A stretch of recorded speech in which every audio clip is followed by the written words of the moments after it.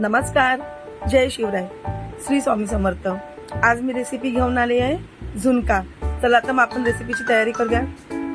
कढईमध्ये मी 4 ते 5 चमचे तेल गरम करत ठेवले। आता आपण याला फोडणी देऊयात। फोडणीला मी 7 ते 8 लसूण पाकळ्या टाकल्यात, अर्धा चमचे राई, अर्धा चमचा जिरे, व्यवस्थित मिक्स करून घेऊया। कढीपत्त्याच्या पाकळ्या टाकल्यात, 3 ते 4 हिरव्या मिरच्या मी उभ्या कापून टाकल्यात। आता 1 वाटी बारीक चिरलेला कांदा टाकून घेऊया। कांदा आपण थोडा गुलाबी रंग येईपर्यंत परतवून घ्यायचा आहे। तुम्ही बघू शकता कांदा व्यवस्थित परतला गेलाय। आता आपण याच्यामध्ये मसाले टाकूयात। 1 चमचा लाल तिखट, 1 चमचा धने जिरे पावडर, अर्धा चमचा हळद, थोडं मिक्स करूया।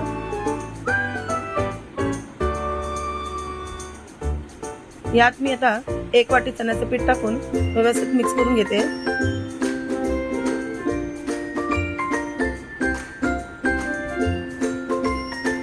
आता चवीपुरते मीठ टाकून घेऊया।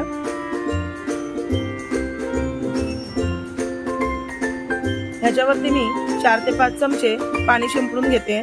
पाणी शिंपडून थोडं मिक्स करून झाकण ठेवून याला 5 ते 10 मिनिटं शिजू द्यावं।